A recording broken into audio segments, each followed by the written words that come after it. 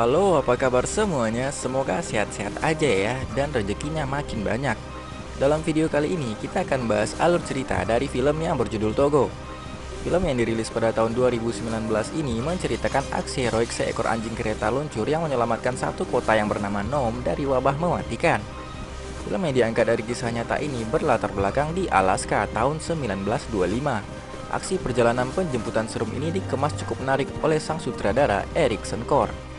Film ini dibintangi oleh Willem Dafoe yang berperan sebagai Leonard Seppala, dan sebagai sang istri diperankan oleh Julianne Nicholson yang berperan sebagai Constance Seppala. Lalu bagaimana perjalanan menegangkan dan cerita yang menyentuh ini? Mending kita langsung aja simak videonya.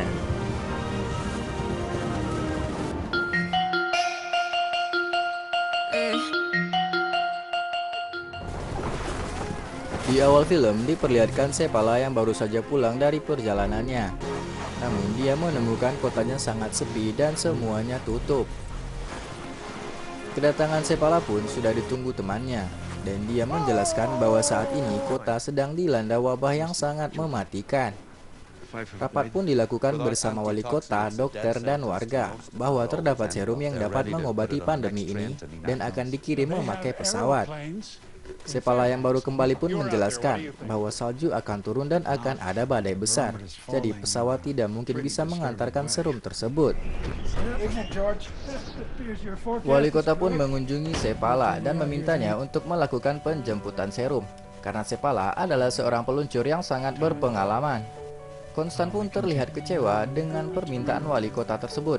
Namun bagaimanapun juga perjalanan harus dilakukan untuk menyelamatkan seisi kota Nome. Malam pun berlalu dan Seppala bersiap untuk berangkat sehabis sholat subuh.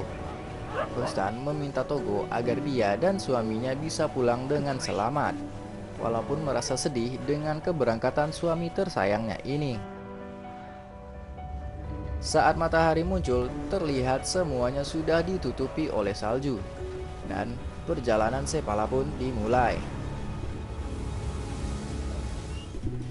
Scene berpindah 12 tahun sebelumnya, di mana Seppala yang baru pulang mendapati istrinya sedang merawat seekor anak anjing yang sedang sakit di dalam kamar. Seppala pun merasa sedikit kesal karena dia memiliki aturan bahwa tidak boleh ada anjing di dalam kamar, apalagi di atas kasur. Pagi harinya terlihat Togo sedang berlari ke sana kemari dan mengganggu Seppala yang sedang bekerja.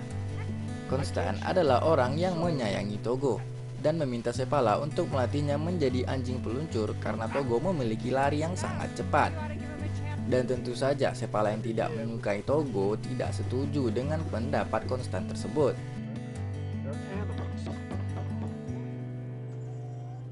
Seppala yang tidak menyukai Togo pun memberikan Togo kepada temannya. Walaupun sedih dan kecewa, Konstan hanya bisa melihat Togo dibawa pergi. Memang sedih ya guys, kalau yang kita sayang dibawa pergi sama orang lain. Keesokan harinya saat Konstan dan Seppala sedang bekerja, orang yang kemarin membawa Togo pun kembali. Dia mengembalikan Togo karena anjing kecil yang satu ini sangat merepotkan dan tidak bisa diatur. Tentu saja, Konstan sangat senang dengan hal ini. Seppala mengurung Togo dan menutup akses kabur anjing kecil ini, karena dia sudah menggali banyak lubang agar bisa keluar dari kandangnya. Seppala pun membawa Togo pada orang kaya kenalannya agar bisa mengadopsi Togo. Dan bukan Togo namanya kalau tidak berusaha melarikan diri. Dia pun kesulitan mencari jalan keluar karena yang punya rumah sudah menutup semua akses kabur. Tidak kehabisan akal, Togo pun melihat keluar jendela, dan tentu saja dia melompat menembus kaca jendela itu.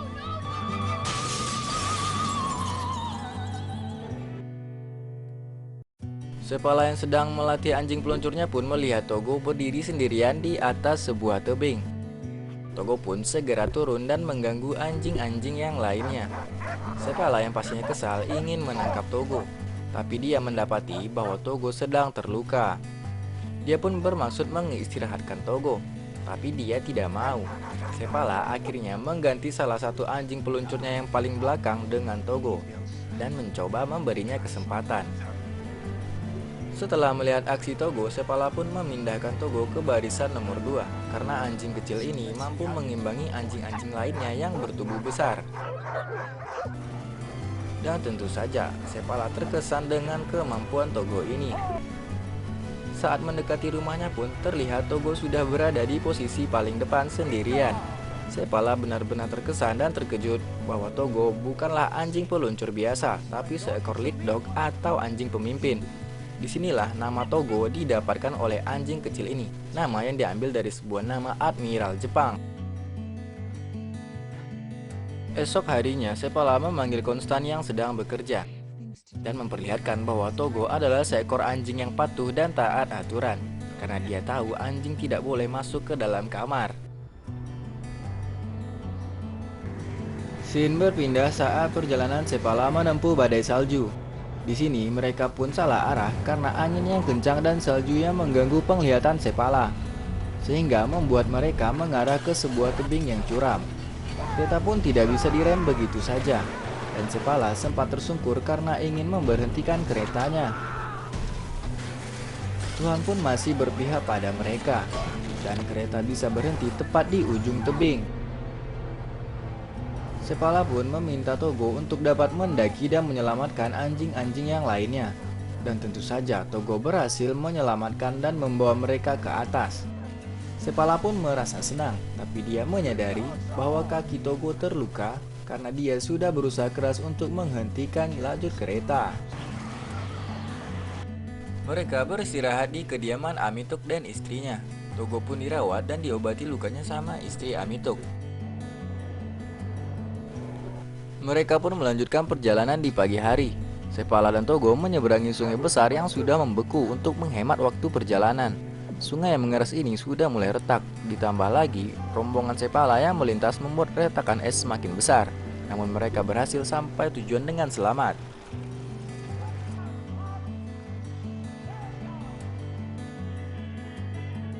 Berita wabah yang melanda Nom tersiar sampai ke Chicago, New York, dan Philadelphia.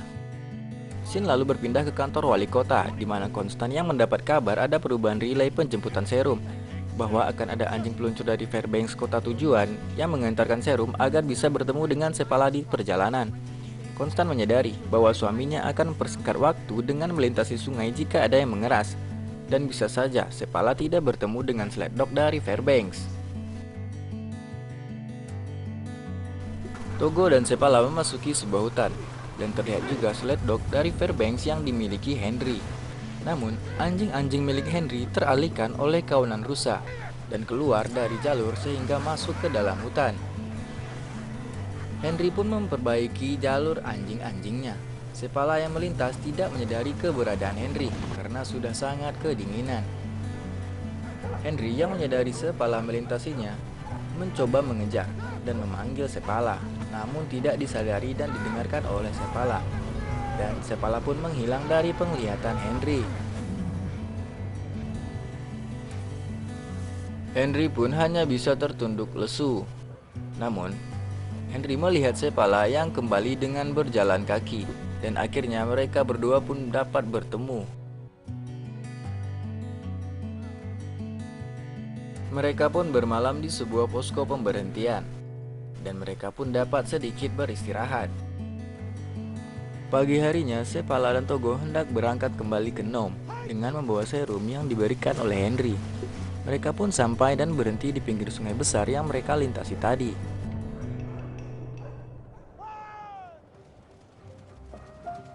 Berpindah ke 10 tahun sebelumnya, di mana ada festival tahunan balapan anjing peluncur. Banyak yang memasang taruhan untuk jagoan mereka masing-masing. Togo yang tidak dijagokan pun berhasil menyalip sled dog di posisi paling depan untuk memimpin. Sampai di akhir lintasan, terlihat Togo lah yang sampai finish paling awal dan menjadi juara dalam perlombaan ini.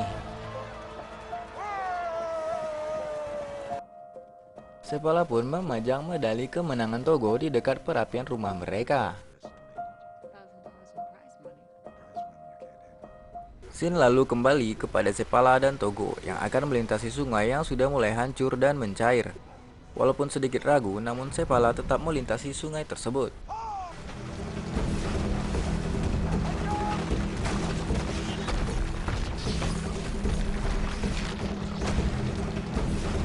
Es yang sudah mulai pecah membuat Togo kesulitan dalam mencari jalur yang bagus dan aman bagi timnya.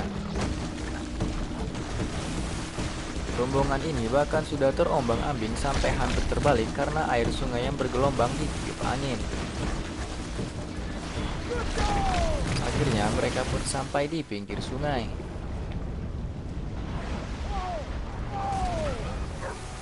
Masalah masih belum selesai karena mereka belum benar-benar sampai di darat. Semua es sudah mulai mencair dan tidak ada lagi yang menempel ke daratan. Sepala pun mencoba memancarkan es pijakan mereka pada tali anjing-anjingnya, dan dia melemparkan Togo ke daratan agar bisa menarik mereka semua tepat ke daratan.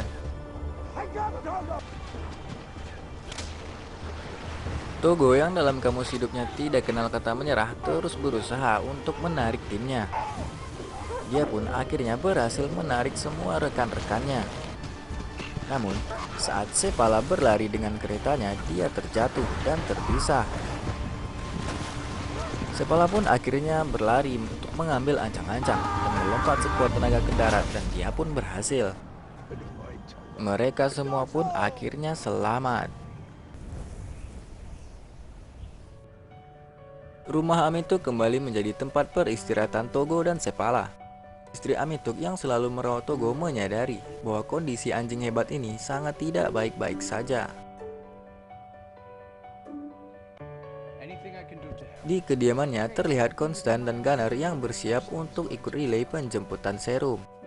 Gunner pun disarankan untuk membawa sled dog yang cukup tangguh yang bernama Fox dan Balto. Sepala yang bersiap berangkat diajak sama Amituk untuk melihat sungai yang sudah dilaluinya. Semua es di permukaan sungai sudah mencair. Sepala memang sangat beruntung. Di tengah perjalanannya, Sepala ingin mengistirahatkan Togo sebentar. Memang sudah dasarnya keras kepala, Togo menolak untuk diistirahatkan. Sepala pun akhirnya membiarkan Togo untuk tetap menjadi pemimpin barisan dan melanjutkan perjalanan. Mereka pun keluar masuk hutan dan naik turun gunung. Badai salju mulai menghampiri Sepala dan anjing-anjing peluncurnya. Penglihatan Sepala mulai terganggu sampai tidak bisa melihat kemana harus berjalan karena badai yang sangat luar biasa.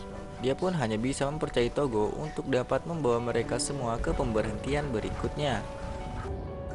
Badai yang sangat kencang membuat Togo kesulitan memimpin rekan-rekannya. Ditambah lagi Sepala yang mulai pingsan karena kedinginan. Malam pun datang dan Sepala akhirnya terbangun.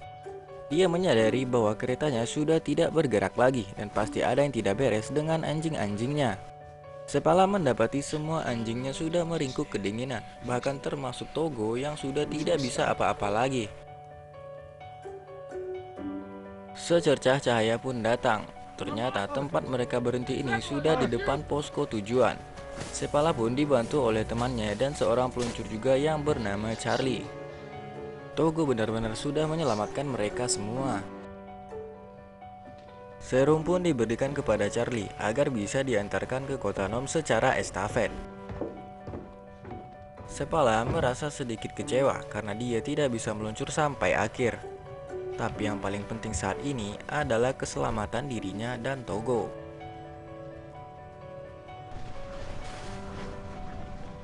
Charlie pun akhirnya sampai di pemberhentian selanjutnya dan menitipkan serum kepada Gunner agar bisa langsung dibawa ke kota Nom.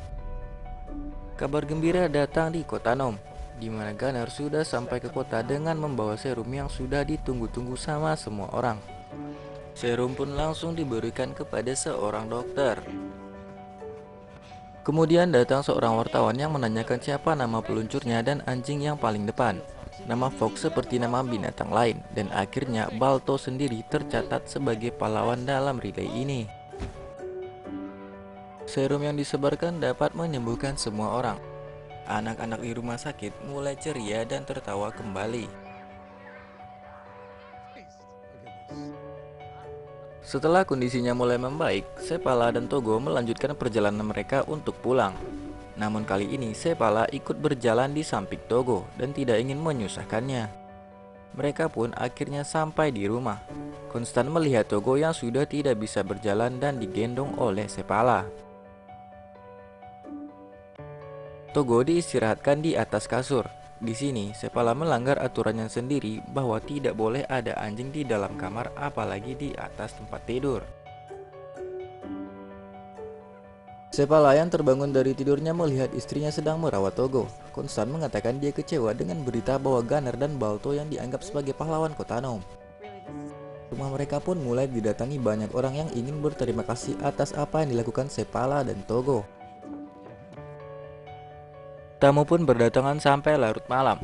Sally yang datang bersama ayahnya Dave membawakan hadiah boneka Togo yang terbuat dari kayu.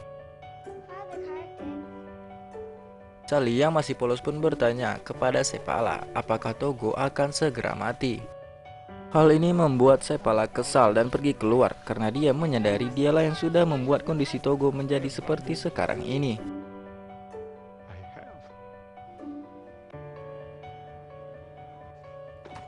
Beberapa hari pun berlalu. Sepala bersiap ingin berangkat kerja dengan kereta luncurnya. Togo terlihat mengikuti Sepala yang sedang bersiap-siap ke sana kemari. Sebelum berangkat, Sepala pun berpamitan dan meninggalkan Togo untuk bekerja. Tentu saja, Togo heran dan sedih dengan hal ini.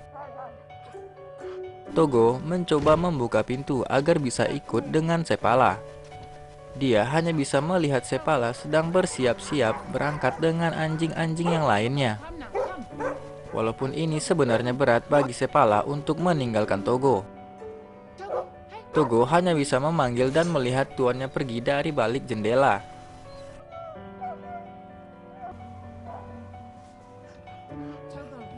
Jangan panggil dia Togo kalau tidak bisa melarikan diri. Dia berhasil membuka pintu dan berlari keluar untuk mengejar Sepala. Togo pun berlari sekuat tenaga dengan kakinya yang pincang demi bisa menyusul tuannya. Sepala pun akhirnya berhenti karena melihat Togo yang berusaha mengejarnya. Togo memang benar-benar tidak bisa jauh dari tuannya ini. Hari-hari pun berlalu. Togo tidak lagi dijadikan anjing peluncur, mengingat kondisi fisik dan umurnya. Sepala pun selalu memberikan waktu kepada Togo untuk berjalan-jalan daripada berlari. Dan mereka pergi ke tempat-tempat yang menyenangkan. Selama 2 tahun, Togo memiliki pekerjaan baru, yaitu sebagai seekor ayah. Togo memiliki banyak anak, dan banyak orang berdatangan untuk mengadopsi peranakan Togo ini. Mengingat Togo memiliki kepintaran, ketahanan, dan insting bertahan hidup yang luar biasa. Tapi yang paling penting, ikatan yang dibuatnya dengan manusia. Peranakan Togo ini dijuluki Sepala Siberians. Sebuah patung penghormatan didirikan di New York, namun itu untuk Balto. Namun pada akhirnya pada tahun 2011, Time Magazine mencatatkan Togo sebagai binatang paling heroik sepanjang masa.